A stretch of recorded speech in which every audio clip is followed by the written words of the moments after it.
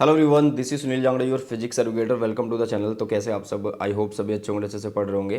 तो आज हम करने वाले हैं रे ऑप्टिक्स के मल्टीपल चॉइस क्वेश्चन। जैसे कि आप सबको पता है कि हमारा पेपर सब्जेक्टिव प्लस ऑब्जेक्टिव दोनों आने वाला है, और हमारे पेपर के अंदर जो ऑब्जेक्टिव है 18 नंबर के आएंगे, मतलब 1 1 मार्क के 18 क्वेश्चन आने वाले हैं बेटा, ठीक है।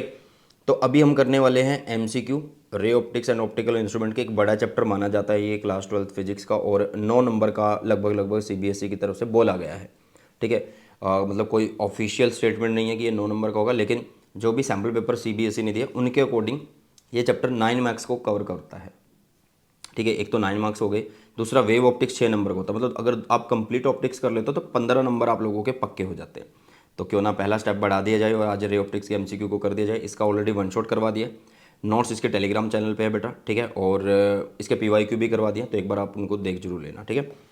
तो अभी आगे बढ़ते और आगे बढ़ने से पहले बोलूँगा कि टेलीग्राम चैनल है सुनील जांगड़ा सर के नाम से, उसको जरूर देखना, क्योंकि वहीं पे आपको इसके नोट्स मिलने वाले हैं। मेरी फ्री लाइव क्लासेस, जितने भी इंपॉर्टेंट पीडीएफ्स हैं, सब कुछ फ्री ऑफ कॉस्ट वहाँ पे मिलते हैं, ठीक है। तो इसको ज़रूर से ज्वाइन करना है, मतलब ये मस्ट है कि हाँ यार, ये वीडियो पूरी देखने से पहले टेलीग्राम चैनल ज्वाइन करना जरूरी है, ठीक है। चलो आगे बढ़ते हैं और पहले क्वेश्चन से शुरुआत करते हैं। और हाँ, आज की वीडियो में जो हम एमसीक्यू कवर कर रहे होंगे बेटा, वो मोस्टली एनसीईआरटी एग्जाम्पलर के क्वेश्चन को कवर कर रहे होंगे। साथ में कुछ प्रीवियस ईयर होंगे, कुछ एक दो अलग से जो पब्लिशर होते हैं उनकी बुक से हमने क्वेश्चन लिए हैं। तो बहुत ज़्यादा हेल्प रहेगी इस वीडियो में। और ज़्यादा क्वेश्चन नहीं होंगे, कोई 15 20 22 क्वेश्चन हम करने वाले हैं, और उनमें लगभग लगभग टाइप्स हमारी कवर हो रही होगी, ठीक है। चलिए तो शुरू करते हैं पहले क्वेश्चन से। पहला क्वेश्चन क्या कहता है यार? पहला क्वेश्चन कहता है a ray of light incident at an angle theta on a refracting face of a prism emerges from the other face normally. यार यहाँ की ये जो कहानी है ना नॉर्मली वाली, ये बहुत बढ़िया है, ठीक है। इन्होंने बोल दिया कि ये एक प्रिज्म है आप लोगों के पास, ठीक है। ये क्या है? एक प्रिज्म है, और यहाँ से दूसरे फेस से ये बिल्कुल ऐसे परपेंडिकुलर निकल रही है रे। तो इसका मतलब यहाँ पे ये होगा, अगर ये परपेंडिकुलर है भाई साहब, अगर ये परपेंडिकुलर है तो इसका मतलब यहाँ पे जो ई होगा वो जीरो होगा, एंगल ऑफ एमर्जेंस जीरो होने वाला है। सिंपल सी बात है ना कि भाई अगर वो परपेंडिकुलर है तो इसका मतलब वैसे ही जो परपेंडिकुलर वही नॉर्मल है और वही इंसिडेंट रे है, तो इसका मतलब उनके दोनों के बीच में angle is zero, is equal to zero आ रहा है, ठीक है। आगे इसने बोला कि हमारे पास क्या है कि if the angle of prism जो है वो 5 डिग्री है, मतलब ए की जो वैल्यू है वो 5 डिग्री है। और 5 डिग्री यार, इससे पता लग रहा है कि एक थिन प्रिज्म है, ठीक है। छोटा सा एंगल दिया तो ये एक थिन प्रिज्म है, not lens, it's thin prism, ठीक है। अब तुमसे ये बोल क्या रहा है कि प्रिज्म जिस मटेरियल का बना हुआ है उसका रिफ्रैक्टिव इंडेक्स है 1.5, the angle of incidence is, मतलब आई की वैल्यू तुम्हें निकालनी है। और रिफ्रैक्टिव इंडेक्स या तो एन बोल दो, एन बोल देते हैं, ठीक है। वो कितना दिया हुआ है? 1.5 दिया हुआ है। देखो यार, हमें जब भी इस तरीके का क्वेश्चन आ जाए तो सबसे पहले थिन प्रिज्म का फॉर्मूला लगाओ। थिन प्रिज्म का फॉर्मूला कहता है कि डेल क्या होगा? म्यू -1 ए होगा। तो पहले हम डेल की वैल्यू निकाल लेते हैं, ठीक है। क्यों निकाल रहे हैं डेल की वैल्यू? क्योंकि यार उसने एंगल ऑफ इंसिडेंस पूछा है, तो हमें पता है कि जो डेल होता है वो क्या होता है? आई प्लस में ई माइनस ए होता है, ठीक है। तो इसका मतलब अगर मुझे आई निकालना है, अगर मुझे आई निकालना है तो मुझे डेल भी पता होना चाहिए, ई भी पता होना चाहिए, और ए भी पता होना चाहिए, ठीक है। चलो यार, तो आई तो हमें पता ही है, मतलब जो निकालना है उसका नाम तो पता ही है। ई की वैल्यू जीरो हो चुकी है, ए कितना है? 5 डिग्री है, और डेल की वैल्यू नहीं पता, तो डेल की वैल्यू निकाले तो डेल की वैल्यू निकलेगी यहाँ से। थिन प्रिज्म का फॉर्मूला होता है, देखो रिफ्रैक्टिव इंडेक्स है 1.5, ये है -1, ए की वैल्यू इज़ 5 डिग्री, तो ये कितना बनेगा? ये बनेगा 0.5 इंटू में 5 डिग्री, ठीक है। 0.5 इंटू में 5 डिग्री, तो ये कितना बन जाएगा? 2.5 डिग्री बनने वाला है। मीन्स यहाँ पे हम 2.5 डिग्री को लिख सकते हैं। तो यहाँ से जैसे ही आपने 2.5 डिग्री लिखा, प्लस में उधर से आ गया 5, तो यहाँ पे होगी आई की वैल्यू कितनी? आई की वैल्यू कितनी होगी? 7.5 डिग्री होने वाली है भाई साहब। सो आंसर इज कितना? आंसर होगा हमारे पास कितना? ए आंसर ही होने वाला है। कितना आंसर होने वाला बेटा? ए आंसर होने वाला है, ठीक है। नेक्स्ट क्वेश्चन की बात करते हैं। A short pulse of white light is incident from air to glass slab at normal incidence, ठीक है। After travelling through the slab the first colour to emerge is. ध्यान से सुनना, इन्होंने क्या बोला है? A short pulse of white light is incident from air to glass, air से ग्लास स्लैब के ऊपर एक लाइट फेंकी जाती है एट नॉर्मल इंसिडेंस, ठीक है। After travelling through the slab the first colour of to emerge, पहला कलर कौन सा आएगा? सबसे पहले आपको पता होना चाहिए यार कि जो वाइट लाइट है, हाँ जी, जो वाइट लाइट है बेटा, वो कितने कलर्स में डिवाइड होती है? वाइट लाइट कलर होती है, डिवाइड होती है कितने कलर्स में? 7 कलर्स में डिवाइड होती है, ठीक है। आपने पढ़ा होगा विबग्योर, पढ़ा होगा ना विबग्योर, ठीक है, विवग्योर आपने पढ़ा होगा। तो जो रेड लाइट होती है उसकी मैक्सिमम वेवलेंथ होती है, क्या होती है उसकी मैक्सिमम वेवलेंथ होती है। ठीक है, हमें बताना है कि कौन सी जो है सबसे पहले आ रही होगी बाहर। देखो यार, हमें एक रिलेशन पता है कि जो रिफ्रैक्टिव इंडेक्स है वो कितना होता है, 1/λ का रिलेशन होता है इसके साथ, कॉशी रिलेशन जो होती है उसके अकॉर्डिंग हम लिख सकते हैं इसको। ठीक है, कि रिफ्रैक्टिव इंडेक्स जो है वो इन्वर्सली प्रोपोर्शनल टू लैम्डा है। और हमें ये भी पता है कि जो v होती है, v मतलब स्पीड, वो क्या होता है, मतलब अगर हम रिफ्रैक्टिव इंडेक्स का फॉर्मूला लिखें, refractive index is c by में v, मतलब refractive index is inversely proportional v, v is the speed की बात कर रहे हैं, तो v 1/, यहाँ पे क्या होगा, रिफ्रैक्टिव इंडेक्स होगा। तो ध्यान से देखना कि अगर रेड लाइट की मैं बात करूँ तो रेड लाइट की जो वेवलेंथ है वो मैक्सिमम है। तो जिसका रेड लाइट जो है उसकी वेवलेंथ अगर मैक्सिमम है तो यार उसका म्यू क्या होगा, मतलब रिफ्रैक्टिव इंडेक्स मिनिमम होगा। रिफ्रैक्टिव इंडेक्स ऑफ रेड जो है वो मिनिमम होगा। ठीक है, तो जिसका ये मिनिमम होगा भाई, अगर ये फैक्टर मिनिमम हो जाए रेड कलर के लिए तो उसकी वेलोसिटी सबसे ज़्यादा होगी। तो यहाँ पे कौन सा कलर सबसे पहले बाहर आ रहा होगा, रेड कलर जो है वो सबसे पहले बाहर आ रहा होगा बेटा। क्लियर है इतना? चलो नेक्स्ट क्वेश्चन की तरफ बढ़ते हैं। नेक्स्ट क्वेश्चन क्या कहता है, an object approaches a convergent lens from the left of the lens with a uniform speed 5 metre per second and stop at the focus the image is dash. ध्यान से पहले क्वेश्चन समझो। इन्होंने बोला है an object approaches a convergent lens. Convergent lens मतलब convex lens की बात कर रहा है। ठीक है, किसकी बात कर रहा है, कॉन्वेक्स लेंस की बात कर रहा है। ठीक है, और ये कहाँ से, इसके लेफ्ट से इसको अप्रोच कर रहा है, मतलब यहाँ पे ऑब्जेक्ट है और ये with velocity 5 metre per second से इधर इसकी तरफ आ रहा है। तो ये पूछ रहा है कि और स्टॉप हो जाता है फोकस पे, तो ये पूछ रहा था इमेज, पहले सारे ऑप्शंस को पढ़ लेते हैं। Moves away from the lens with an uniform speed 5 metre per second, moves away from the lens with a uniform acceleration, moves away from the lens with a non uniform acceleration, और moves toward the lens with a non uniform acceleration. तो भाई इसको simple तरीके से हम कर सकते हैं, मतलब हमें सबसे पहले ये चेक करना है कि जैसे जैसे ऑब्जेक्ट पास आ रहा है तो इमेज कहाँ पे बन रही है। मान लो यहाँ पे है f, मान लो यहाँ पे है क्या f, और यहाँ पे कितना है 2f है भाई साहब। ठीक है, यहाँ पे f है और यहाँ पे 2f है आप लोगों के पास। अब मान लो अगर यहाँ पे ऑब्जेक्ट है तो इमेज कहाँ पे बनेगी भाई, इमेज बनेगी यहाँ पे। अगर यहाँ पे ऑब्जेक्ट है तो इमेज कहाँ पे बनेगी, यहाँ पे बनेगी, f और 2f के बीच में बनेगी। अगर f और 2f के इधर अगर ऑब्जेक्ट रखा है तो यहाँ पे इमेज बनने वाली है। अगर मान लो मैंने यहाँ पे ऑब्जेक्ट रख दिया, अभी के लिए अगर मैंने ऑब्जेक्ट यहाँ पे रख दिया तो इमेज कहाँ पे बनेगी, 2f पे बनेगी। ध्यान से देखना कि जब ये ऑब्जेक्ट 2f से इधर था, मतलब यहाँ पे था, तो इमेज यहाँ पे थी, इमेज यहाँ पे थी। अब जैसे ही ऑब्जेक्ट थोड़ा सा पास आया लेंस के तो इमेज थोड़ा सा और आगे की तरफ शिफ्ट हुई है। तो इतना तो पता लग गया कि अवे होगा, लेंस से अवे बनेगी। ठीक है, तो मूव्स अवे 3 ऑप्शन के अंदर है। लेकिन अब यहाँ पे ये देखना है, यहाँ पे ये देखना है कि ये किस एक्सेलरेशन के साथ आ रहा होगा। हाँ जी, ये किस एक्सेलरेशन के साथ आ रहा होगा। देखो यार, इसको करने के 2 तरीके हैं। या तो हम एक सिंपल सा फॉर्मूला यूज़ करेंगे कि हमारा जो इमेज की स्पीड होती है उसका फॉर्मूला जो होगा वो होगा बेटा f अपॉन में u प्लस एफ उसका स्क्वायर, और यहाँ पे होगा वेलोसिटी ऑफ ऑब्जेक्ट, किसकी, वेलोसिटी ऑफ ऑब्जेक्ट।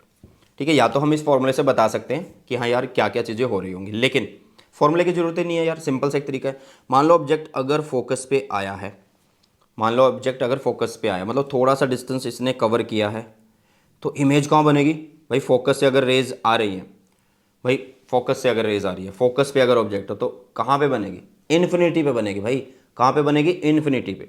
मतलब आपने थोड़ा सा डिस्टेंस चला और इमेज चली गई कहाँ पे, इन्फिनिटी पे। तो साफ पता लग रहा है यार कैसा एक्सेलरेशन होगा, नॉन यूनिफॉर्म एक्सेलरेशन होगा। कैसा एक्सेलरेशन होगा बेटा, नॉन यूनिफॉर्म एक्सेलरेशन होने वाला है।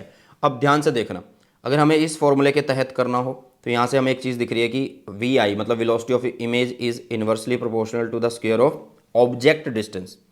तो भाई ऑब्जेक्ट डिस्टेंस देखो, अब ऑब्जेक्ट डिस्टेंस हमने थोड़ा सा बढ़ाया, थोड़ा सा इंक्रीज़ किया, ये छोटा है तो उसकी स्पीड ज़्यादा होगी, थोड़ा सा और बढ़ाया तो इसकी स्पीड और ज़्यादा होगी, क्योंकि ये जितना छोटा होगा ये उतना ज़्यादा होगा।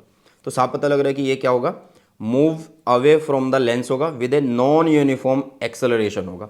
यूनिफॉर्म एक्सेलरेशन थोड़ा है, नॉन यूनिफॉर्म एक्सेलरेशन है। समझ आ रहा है? ठीक है बेटा, तो हमें ज़्यादा बड़ी डेरिवेशन करने की जरूरत नहीं है, हम इसकी डेरिवेशन पूरी थिन लेंस फॉर्मूले से भी कर सकते हैं, बट उसकी ज़रूरत नहीं है हमें। ठीक है, चलो आगे बढ़ते हैं। तो आंसर आ चुका है सी। आंसर कितना आ चुका है, सी। नेक्स्ट हम बात करते हैं क्वेश्चन नंबर 9.5 की, और 9.4 इसलिए हमने छोड़ दिया क्योंकि वो रेनबो है, रेनबो का क्वेश्चन हमारे सिलेबस में नहीं है क्योंकि टॉपिक ही नहीं है भाई साहब, तो फिर करने का क्या फ़ायदा है। You are given 4 sources of light, आपके पास 4 सोर्सेज हैं, ठीक है। एक का नाम क्या है, एक का नाम है, और सिंगल कलर है सबके अंदर, एक का नाम है रेड, मतलब कलर जो है वो रेड है, एक है ब्लू, एक है ग्रीन और एक है येलो, ठीक है। ये 4 सोर्स है।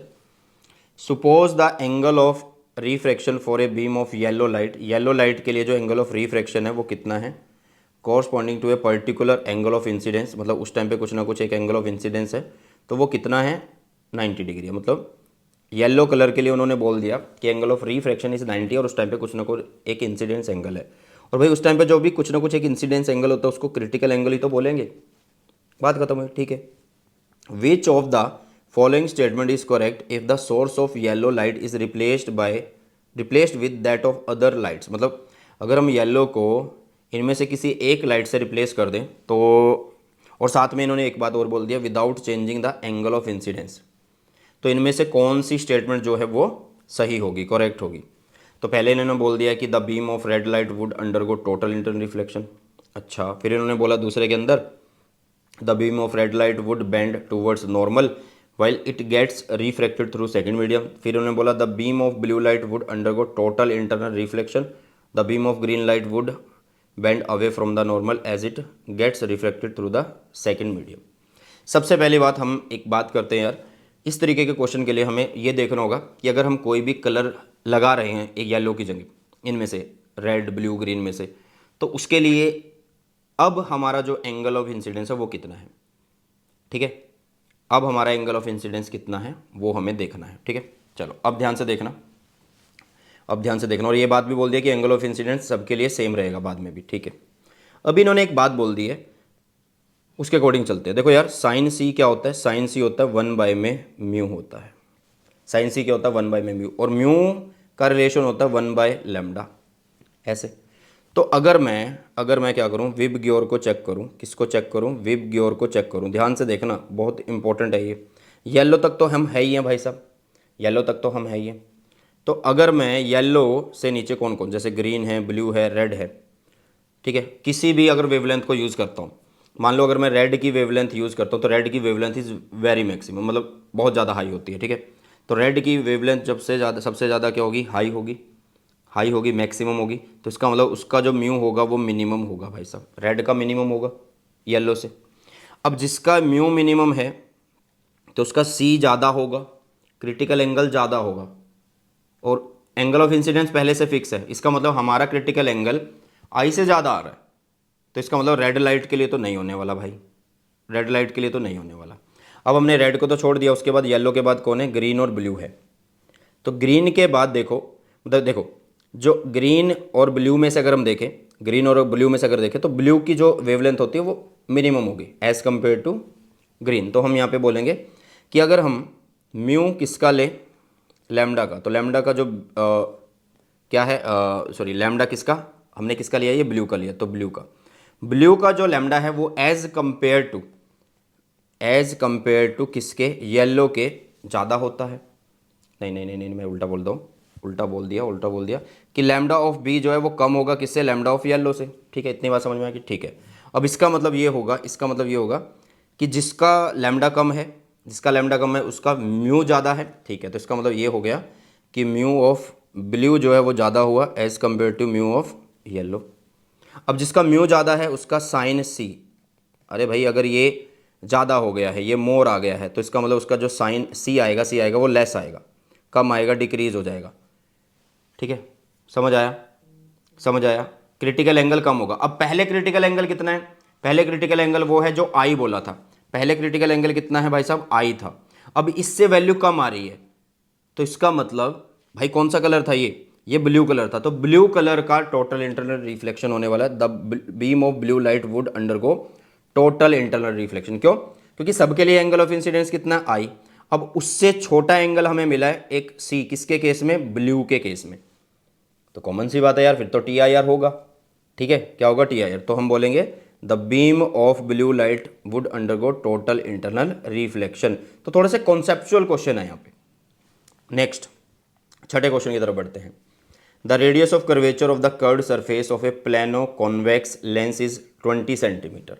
ठीक है, एक प्लेनो कॉन्वेक्स लेंस है आप लोगों के पास। ठीक है, कैसा लेंस है बेटा? एक प्लेनो कॉन्वेक्स लेंस है। मान लो ये एक प्लेनो कॉन्वेक्स लेंस है। ठीक है, हमने मान लिया हमने। इन्होंने बोला है if the refractive index of the material lens is कितना, मान लो म्यू भी इन्होंने बोल दिया 1.5 है, तो इन्होंने बोला इट विल, ये क्या करेंगे, act as a convex lens only when the object that lie on its curved surface side.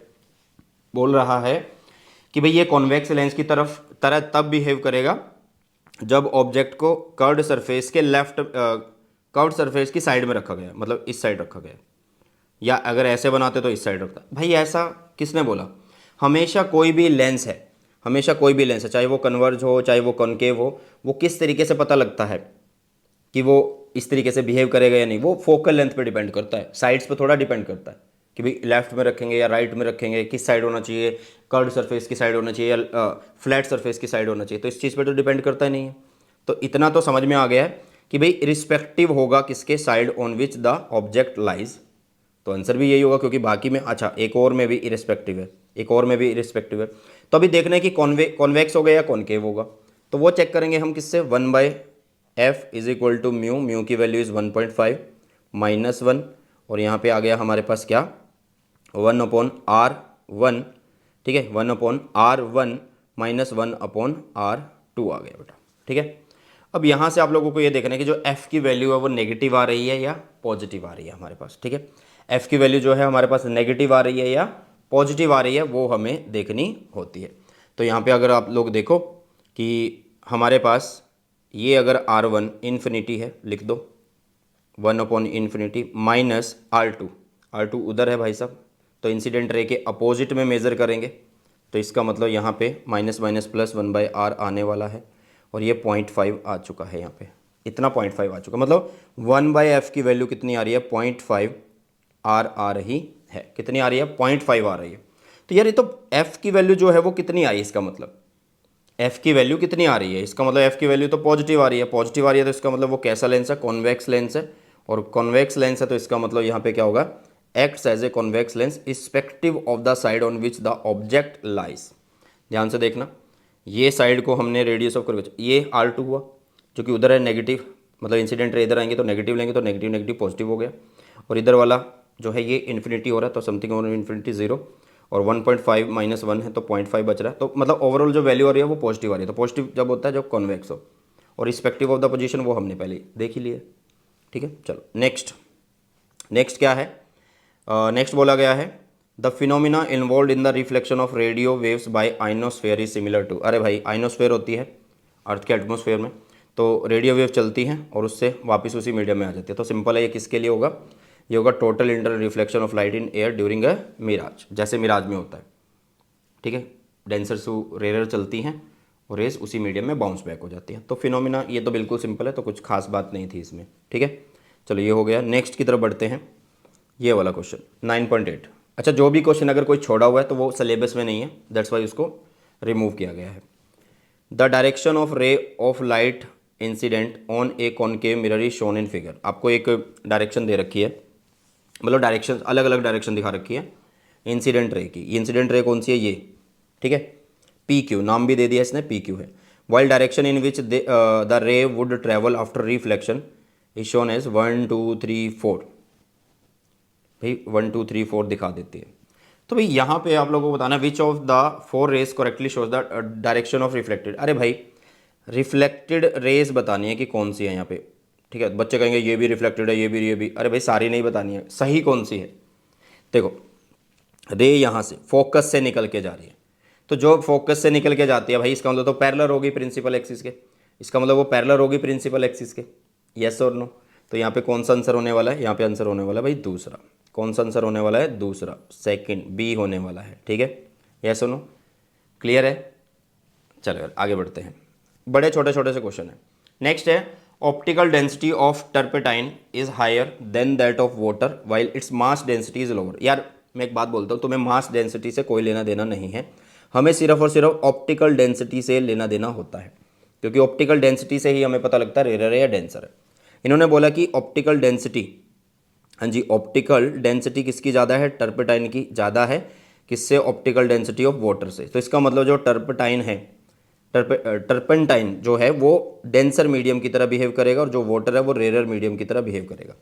तो ये रहा आपका डेंसर मीडियम, ये रहा आपका रेयर मीडियम। अब इन्होंने बोला क्या है? Figure shows a layer of turpentine floating over water in a container for which one of the four raise incident on turpentine in figure 9.2 the path shown is correct. इनमें से कौन सा path सही है? यार कॉमन सी बात है कि रे यहाँ से एंटर कर रही है। मान लीजिए यहाँ पे हम एक नॉर्मल बना देते हैं, मान लीजिए हम यहाँ पे एक नॉर्मल बना देते हैं, यहाँ पे ऐसे एक नॉर्मल हमने बना दिया, ठीक है। अभी रे रेयर से डेंसर में जा रही है, तो ये जानी चाहिए थी सीधी, सीधी जानी चाहिए थी, ऐसे ऐसे बिल्कुल सीधी जानी चाहिए थी, बट ये टूवर्ड्स द नॉर्मल शिफ्ट हो गई है। कहाँ शिफ्ट हो गई है? टूवर्ड्स द नॉर्मल शिफ्ट हो गई है, क्योंकि डेंसर मीडियम में जा रही है, ठीक है। तो डेंसर मीडियम में जा रही है, लेकिन फिर से हमने यहाँ पे एक नॉर्मल ड्रॉ करा। हाँ जी, फटाफट से बताइए, फिर से हमने यहाँ पे एक नॉर्मल ड्रॉ करा, तो ये तो वापिस इधर मुड़ गई है, अवे फ्रॉम द नॉर्मल जानी चाहिए थी। तो इसका मतलब पहला तो गलत है भाई, पहला ऑप्शन तो गलत है, ठीक है। दूसरा देखो, अभी हम यहाँ पे अगर एक नॉर्मल बनाएं तो रे आपकी एक मिनट, अगर नॉर्मल को ध्यान से देखें, हाँ, तो ये कैसा हो रहा है भाई? ध्यान से देखना, बिल्कुल ध्यान से बारीकी से देखने की चीज़ है कि भाई ये टुवर्ड्स द नॉर्मल शिफ्ट हुआ है, ठीक है। फिर से यहाँ पे एक नॉर्मल बनाया तो ये अवे फ्रॉम द नॉर्मल हो रहा है, क्योंकि डेंसर से रेयर में जा रहा है। तो आंसर जो होगा वो 2 होगा भाई सब। कौन सा आंसर होने वाला है? सेकंड, बी आंसर होने वाला, मतलब सेकंड जो रे है वो बिल्कुल सही है, ठीक है। और ये देखो, ये तो बिल्कुल सीधी ही बता दिया भाई साहब ने, ये तो बिल्कुल सीधी ही बता दिया, सीधी नहीं होगी भाई, ठीक है। और इसमें क्या हुआ? यहाँ से सही है? नहीं, यहाँ से भी सही नहीं है, टूवर्ड द नहीं है, यहाँ पे अवे बता दिया, यहाँ पे टूवर्ड बता दिया, तो नहीं, ये गलत है। तो ये भी गलत है, ये भी गलत है, ये भी गलत है, सिर्फ 2 आंसर बच रहा है, ठीक है। चलो, ये हो गया 9.9। नेक्स्ट क्वेश्चन की तरफ बढ़ते हैं। अरे वाह, इतना बड़ा क्वेश्चन है, बट डरने की जरूरत नहीं है, जो पीछे क्वेश्चन किया हमने उसी की तरीके से है, ठीक है, वो ऑब्जेक्ट वाला, यूनिफॉर्म स्पीड वाला, ठीक है। इन्होंने बोला, ध्यान से सुनिएगा इस क्वेश्चन को, a car moving with a constant speed of 60 kilometre per hour on a straight road. एक कार सीधी चल रही है, मतलब तुम गाड़ी चला रहे हो और वो 60 किलोमीटर पर घंटे की स्पीड से चल रही है। Looking at the rear view mirror, आपने रियर व्यू जो मिरर होते हैं उनमें देखा, ठीक है भाई, देख लिया, अच्छा गाड़ी आ रही है। The driver finds that the car following him at a distance of 100 metre and is approaching with a speed of 5 kilometre per hour. मतलब उसको एक कार पीछा कर रही है जो कि at a distance of 100 metre है, पीछे से 100 मीटर है। तो यार इसका मतलब उसकी स्पीड ज़्यादा होगी, क्योंकि वो अप्रोच कर रही है 5 किलोमीटर पर आवर की स्पीड से, ठीक है। In order to keep track of the car in the rear, in order to keep track of the car in the rear, the driver begins to glance alternatively at rear and side mirror of his car after every 2 second. मतलब उसको track करने के लिए वो बार बार हर 2 second बाद उसको देख रहा है, till the car other car overtakes, और तब तक देखता है जब तक वो उसको ओवरटेक नहीं कर जाती, ठीक है। If the 2 cars were maintaining their speeds which of the following statement dash, मतलब इज आर करेक्ट, कौन सी स्टेटमेंट सही होगी, नहीं होगी, ठीक है। देखो नेक्स्ट, पहला ऑप्शन उन्होंने क्या बोला, नेक्स्ट नहीं, पहला ऑप्शन उन्होंने क्या बोला, the speed of the car in the rear is 65 kilometre per our. अरे भाई नहीं, उसकी स्पीड कैसे आप लोग 65 किलोमीटर पर आवर बोल सकते हो? नहीं बोल सकते यार। Speed of the car in the rear is कितनी होगी? 65 किलोमीटर पर आवर नहीं हो सकती, क्योंकि वो अप्रोच कर रही है भाई, तुम्हारी स्पीड 60 है, वो अप्रोच कर रही है 5 किलोमीटर पर आवर से 100 मीटर की दूरी पे ही है वो, तो नहीं हो सकती भाई, नहीं हो सकती।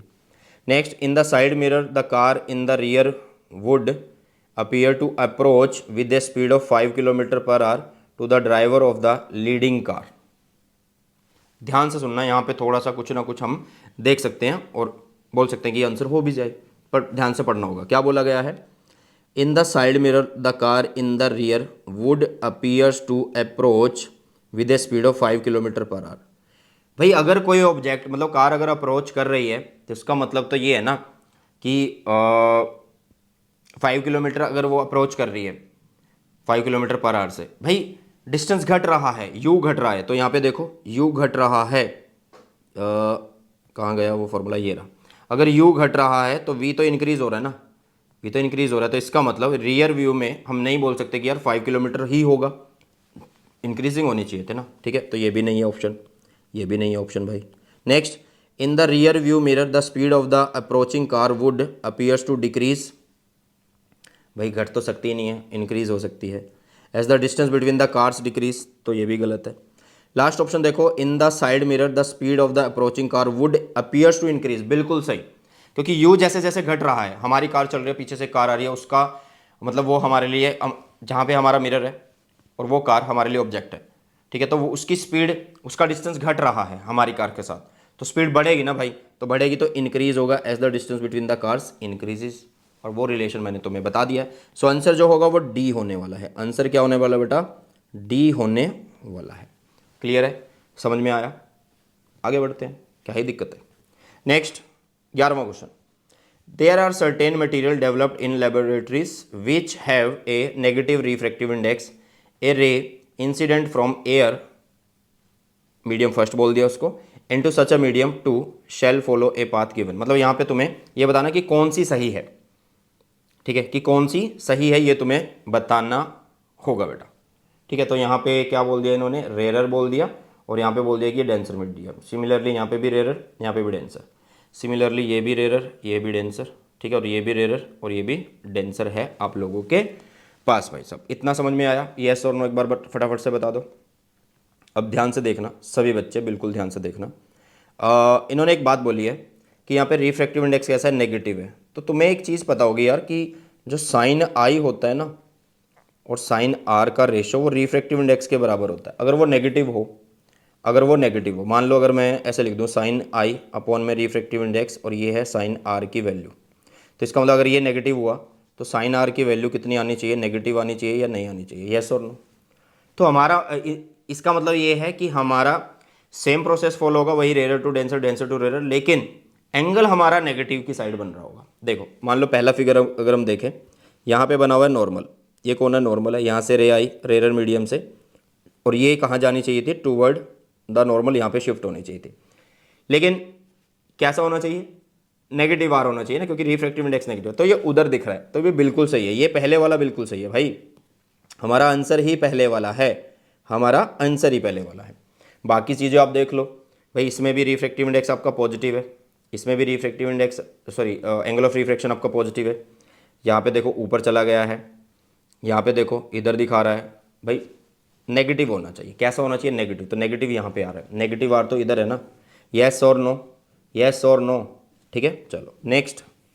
अब ये एग्जाम्पलर के क्वेश्चन हो गए हैं खत्म भाई साहब, अब किसी बुक के क्वेश्चन आ चुके हैं, ठीक है। The focal length of biconvex lens is equal to radius of curvature of either face, ठीक है। मतलब जो फोकल लेंथ है वो आर के बराबर है, और बायकॉन्वेक्स लेंस है तो इसका मतलब R1 is equal to R2 है, और R2 is equal to minus of R है। कैसे? कि अगर हम इसको R1 मान ले इधर, ठीक है, और इसको अगर हम R2 मान ले, ठीक है, क्योंकि वो माइनस इंसिडेंट रे के अपोजिट होगा, ठीक है। And what is the refractive index of the lens? तो रिफ्रैक्टिव इंडेक्स निकालना तो 1/f करेंगे, म्यू माइनस 1 करेंगे, यहाँ पे करेंगे 1/R1, R1 की value is R, minus 1/ minus of R1, तो it is plus 1/R1। So 1/f की value f is R, mu हमें निकालना है, ये होगा 2 में R, तो R से R कैंसिल। तो इसके बाद हमें समझ में आया कि ये वैल्यू बन चुकी है mu minus 1 is equal to जो 1 था उसके नीचे 2 भेज दिया, तो ये बन गया 0.5, ठीक है। तो म्यू की वैल्यू कितनी आ रही है? 0.5, ये -1 उधर चला गया तो ये प्लस का 1 हो गया, म्यू की वैल्यू है 1.5 है बेटा। कितनी है? 1.5 आने वाली है। क्लियर हुआ?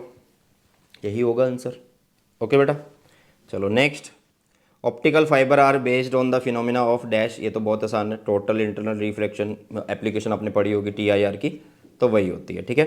तो ये आसान है आप लोगों के लिए। नेक्स्ट क्वेश्चन की तरफ बढ़ते हैं। ये question, the angle of prism is a, angle of prism is a, ठीक है, मान लिया, बता दिया इन्होंने, नॉट मान लिया, इट्स बता दिया, ठीक है। एक मिनट रुको यार, इसको ऐसे पकड़ लेते हैं। हाँ अब करते हैं। इन्होंने बोला कि जो एंगल ऑफ प्रिज्म है वो ए है, एंगल ऑफ प्रिज्म है, एंगल ऑफ प्रिज्म वो ए है, ठीक है, मान लेते हैं कि ए है।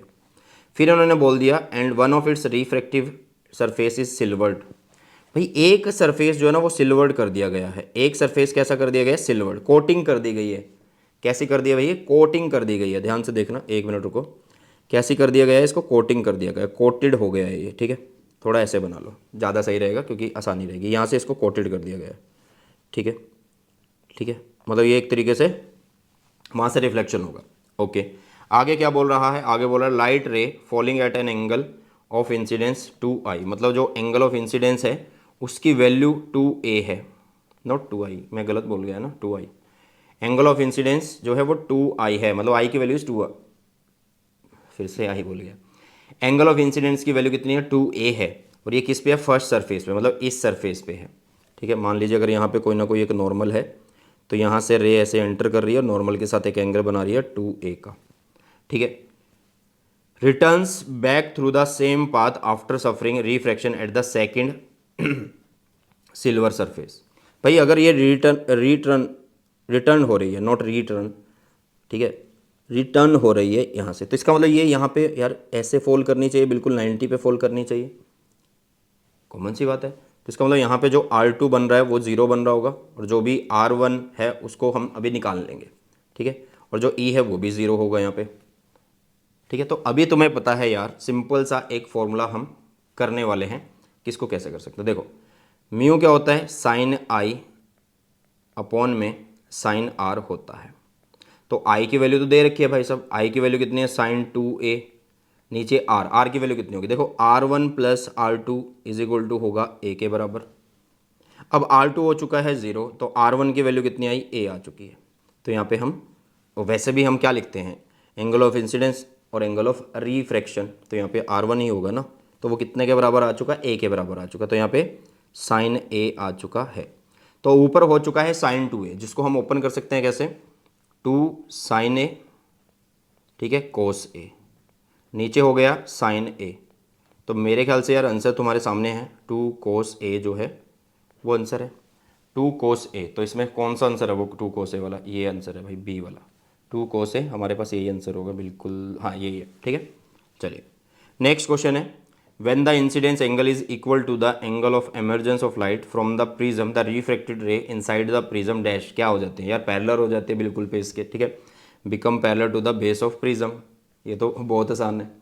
चलो next, a metal coin is at the bottom of a beaker filled with liquid, जिसका रिफ्रैक्टिव इंडेक्स है कितना, 4/3, कितना है 4/3, up to a height of 6 centimetre, मतलब हाइट की वैल्यू दे दी है, मतलब जो रियल डेप्थ है वो एक तरीके से इसने दे दिया है, वो है 6 centimetre. To an observer looking from an angle above the surface of liquid, किसी एंगल से एक ऑब्जर्वर देख रहा है ऊपर से, सरफेस के जो भी लिक्विड है उसके सरफेस के ऊपर से देख रहा है, the coin will appear eight A depth, depth कितनी डेप्थ पे वो दिखाई देगा। तो भाई इसका मतलब हमें पता होता है कि म्यू, मतलब जो म्यू नहीं, एन लिख लो क्योंकि एन से ज़्यादा सही रहेगा, एन रिफ्रैक्टिव इंडेक्स होता है रियल अपॉन में एपरेंट। तो पहले एपरेंट डेप्थ निकालो, जो कि R/में एन होने वाला है, आर की वैल्यू कितनी है 6 सेंटीमीटर, और एन की वैल्यू है 4/3, 3 चला गया ऊपर, तो ये हो गया 18, नीचे आ गया 4, तो यहाँ पे बनेगा 4.5 सेंटीमीटर। लेकिन उसने बोला कि will appear eight A depth, तो इसका मतलब हम एक तरीके से कितनी हाइट पे वो दिखाई दे रहा है वो निकालना। तो रियल में से अपरेंट निकाल देंगे, रियल है 6 सेंटीमीटर, ठीक है, माइनस आप लोगों के पास 4.5 सेंटीमीटर, तो ये बनेगा 1.5 सेंटीमीटर पे वो दिखाई देगा भाई साहब, उभरा हुआ कितनी हाइट पे वो दिखाई देगा। क्लियर है, येस और नो। भाई इस हाइट पे हमें, इतनी हाइट पे will appear eight A depth of, कितनी हाइट पे दिखाई देगा, डेप्थ पे दिखाई देगा, गहराई पे दिखाई देगा। ठीक है, चलो नेक्स्ट, 4 लेंसेज दिए आप लोगों को, जिनकी फोकल लेंथ कितनी है, एक की है ±15 सेंटीमीटर, ठीक है, एंड प्लस माइनस दूसरे की है ±150 centimetre, are available for making a telescope. पहली तो बात, अगर टेलीस्कोप है तो कॉन्वेक्स लेंस यूज़ होंगे, तो इनमें से प्लस का फंडा हटा दो, मतलब माइनस का फंडा हटा दो, तो F इज इक्वल टू 150 लिख दो। ठीक है, to produce the maximum magnification the focal length of the eye piece should be. देखो यार टेलीस्कोप अगर बोला गया है, टेलीस्कोप, तो टेलीस्कोप में क्या होता है कि फोकल लेंथ ऑफ ऑब्जेक्टिव ज़्यादा होती है as compare to eye piece. तो यहाँ पे यार आई पीस का कौन सा सुटेबल हो सकता है, फिर ये तो 150 है, ये 15 है, तो इसका मतलब आई पीस के लिए जो हो सकती है फोकल लेंथ वो 15 सेंटीमीटर होगी इस कॉम्बिनेशन में से। तो प्लस का आएगा क्योंकि टेलीस्कोप में कॉन्वेक्स लेंस यूज़ होता है। कौन सा लेंस यूज़ होता है, कॉन्वेक्स लेंस यूज़ होता है बेटा। ठीक है, चलो next, A concave lens made of glass having refractive index, एक कॉनकेव लेंस है जिसका रिफ्रैक्टिव इंडेक्स इज 1.5 है, has both surface of same radius of curvature. अच्छा कॉनकेव लेंस है ये, कॉनकेव, ठीक है ऐसे, तो इधर हुआ हमारा R1, इधर हुआ हमारा R2। ठीक है, चलो, on emergence in a medium of refractive index 1.75 it will behave as ये किसकी तरह बिहेव करेगा? देखो यार सिंपल सा तरीका है, वही 1/f निकालेंगे इज इक्वल टू म्यू -1 करेंगे और यहाँ पे करेंगे 1/r1 -1/r2। तो r1 उधर है, r1 उधर है तो ये माइनस का बोला जाएगा, मतलब r1 की वैल्यू -r होगी, r2 की वैल्यू +r होगी। और यहाँ पे एक और चीज़ देखो यार, जब भी हम ये फॉर्मूला लिखते हैं 1/f is equal to mu, ये म्यू जो होता है ऊपर लेंस का होता है, नीचे सराउंडिंग का होता है जिसमें उसको रखा जाता है। -1 दिस 1/-r माइनस माइनस, अच्छा माइनस तो नहीं है प्लस है, ये प्लस का है ना तो ये माइनस ही रहेगा, ठीक है। तो यहाँ पे आ गया कितना माइनस दिस। अब ध्यान से देखना, अब हम फोकल लेंथ निकाल लेंगे। तो फोकल लेंथ कितने बनने वाले, 1/f इज इक्वल टू कितना, लेंस का कितना है भाई, लेंस का रिफ्रैक्टिव इंडेक्स है 1.5, तो 1.5 नीचे लिखेंगे 1.75 -1 और यहाँ पे हो गया -2r हो गया, -2r ही बनेगा, इससे ज़्यादा नहीं बनने वाला, ठीक है। कैलकुलेटर ले लेते हैं क्योंकि हमें ज़रूरत पड़ेगी कैलकुलेशन की, ठीक है।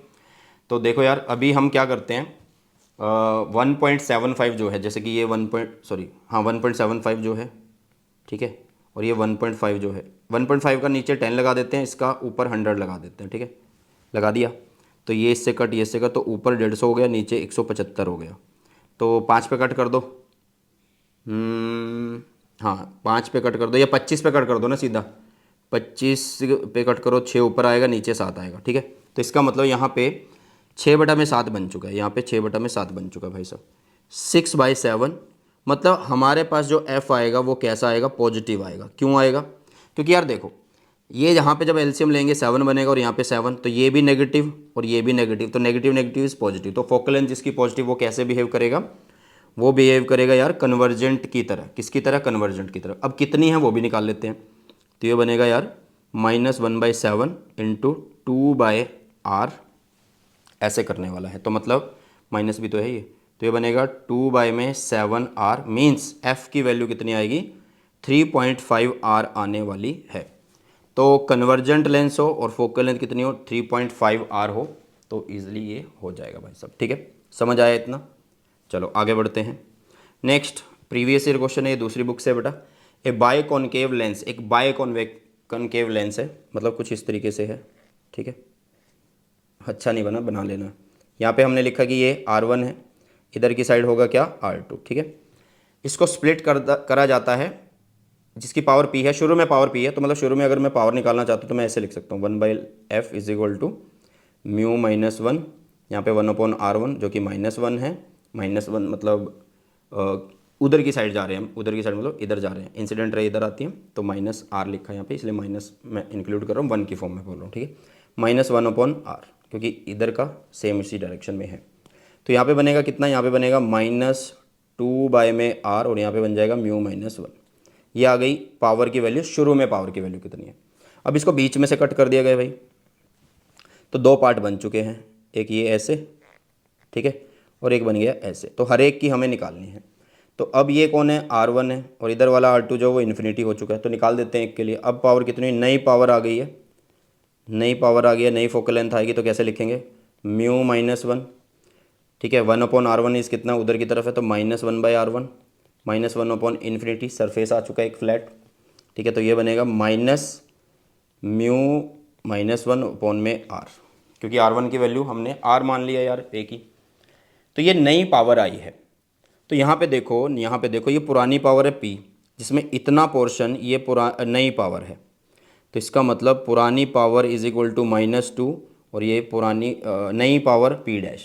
तो नई पावर हमें चाहिए जो कितनी हो जाएगी भाई, अच्छा 1 मिनट, ये भी तो नेगेटिव है ना, तो ये भी नेगेटिव है, तो इस माइनस को उड़ा दो, इस माइनस को उड़ा दो यार, यहाँ से इस माइनस को उड़ा दो, ठीक है। तो नई पावर आई P/2, तो सीधी सी बात है हाफ हो जाएगी। क्या हो जाएगी भाई, हाफ हो जाने वाली है, हाँ हाफ हो जाएगी भाई साहब। चलो next, for a glass prism the angle of minimum deviation will be smallest for the light. Angle of minimum deviation होता है म्यू -1 ए, और म्यू यार रखता है रिलेशन लैम्डा के साथ ऐसा। तो यहाँ पे कितने कलर है, रेड है, ब्लू है, येलो है, ग्रीन है। तो सबसे ज़्यादा रेड की होती है क्या, wavelength of red is maximum होती है, तो उसका म्यू जो होगा वो मिनिमम होगा। म्यू मिनिमम होगा किसके लिए, रेड के लिए, इतना भी समझ में आ गया कि रेड के लिए मिनिमम रहेगा। तो रेड के लिए अगर मिनिमम है तो इसका मतलब डेल भी मिनिमम है, तो रेड कलर ही आंसर आने वाला है। क्या आंसर आने वाला भाई साहब? रेड कलर ही हमारा आंसर आने वाला है। नेक्स्ट आगे की तरफ बढ़ते हैं। ए compound microscope is used because A realistic simple microscope does not have dash larger magnification, क्योंकि यार सिंपल माइक्रोस्कोप के पास लार्जर मैग्निफिकेशन नहीं होती है, लार्जर मैग्निफिकेशन नहीं होती है। तो बेटा ये थे हमारे आज के प्रीवियस ईयर क्वेश्चन बोल सकते हो, एमसीक्यू बोल सकते हो, एग्जाम्पलर के क्वेश्चन बोल सकते हो। ठीक है, सारे एमसीक्यू हमने यहाँ पे आज कर लिए हैं और मेनली हमने फोकस रखा आपके एग्जाम्पलर के जो क्वेश्चन है उनको कवर करने में। ठीक है, तो मैं यही बोलूँगा यार कि इस वीडियो को एक दो बार देख लेना ताकि क्वेश्चन ज़्यादा अच्छे से तुम्हें समझ में आ जाए। मैंने वैसे पूरी कोशिश की है कि बहुत अच्छे तरीके से तुम्हें समझाया जाए, आराम आराम से पढ़ाया है। ठीक है, चलो तो हाँ, टेलीग्राम चैनल है, इसको जरूर से ज्वाइन कर लेना। और ये थी आज रे ऑप्टिक्स के एमसीक्यू। इसके बाद आप लोगों को वेव ऑप्टिक्स के जो है बहुत जल्द मिल जाएंगे। ठीक है, तो कैसी लगी वीडियो कमेंट सेक्शन में जरूर बताना, और किस तरीके की वीडियो चाहते हो वो भी कमेंट सेक्शन में जरूर बताना। इसी के साथ इस वीडियो सेशन को करते हैं समाप्त और मिलते हैं जल्दी से हमारे नए सेशन में। सो बाय, टेक केयर, जय हिंद, वंदे मातरम।